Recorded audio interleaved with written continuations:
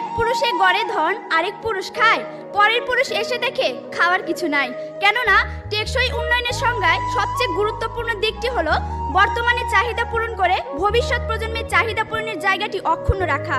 কিন্তু তাদের দেখানো অন্যান্য প্রেসক্রিপশনে এ বিষয়ে সুনির্দিষ্ট কোনো দিক নির্দেশনা নেই।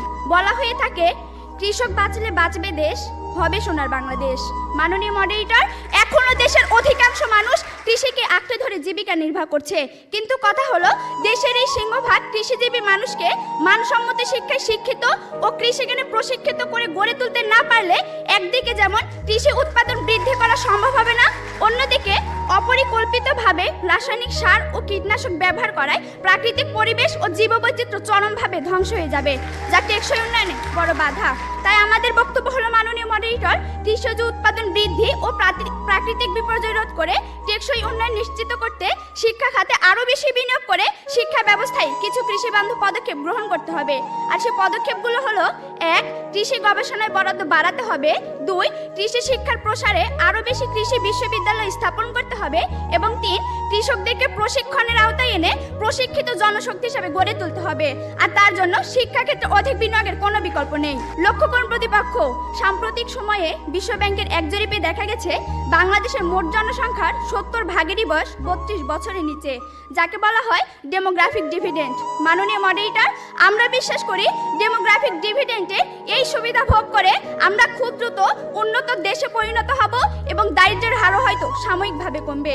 কিন্তু মাননীয় মডারেটর, আমাদের পরবর্তী প্রজন্ম যদি সেই অর্জন ধরে রাখতে না পারে, তাহলে সবকিছু অর্থহীন হয়ে পড়বে, যেমনটি হয়েছে নাইজেরিয়ায়। অথচ মাননীয় মডারেটর, আমরা যদি সিঙ্গাপুর কিংবা মালয়েশিয়ার কাছ থেকে শিক্ষা নিয়ে শিক্ষা খাতে অধিক বিনিয়োগ নিশ্চিত করতে পারি, তাহলে মানসম্মত শিক্ষা ও প্রশিক্ষণের মাধ্যমে দক্ষ জনসম্পদ তৈরি হবে এবং অর্জিত হবে টেকসই উন্নয়ন।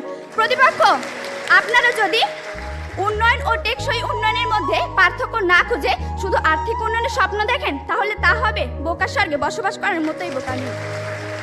মাননীয় মডারেটর, এবার আমি দেখে যাব শিক্ষাক্ষেত্রে বিনিয়োগের সুফলটা কি। লক্ষ্য করুন প্রতিপক্ষ, শিক্ষা এমন একটি খাত যার কাজ হলো দক্ষ জনশক্তি গড়ে তুলে পুঁজির সঞ্চালন ঘটানো।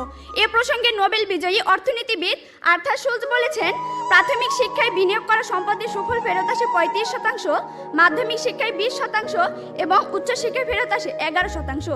তাছাড়া বিভিন্ন ধরনের বিনিয়োগের মাধ্যমে দক্ষ জনসম্পদ গড়ে তোলা যায়, যাকে বলা হয় রিটার্ন অন ইনভেস্টমেন্ট। মাননীয় মডারেটর, আমাদের দেখানো শিক্ষাক্ষেত্রে বিনিয়োগ যখন বর্তমানের পাশাপাশি ভবিষ্যতের নিরাপত্তা নিশ্চিত করছে, তখন প্রতিপক্ষ কেবল বিতর্কের খাতিরে আমাদের বক্তব্যে বিরোধিতা করছেন। প্রতিপক্ষ, দয়া করে টেকসই উন্নয়নে এমন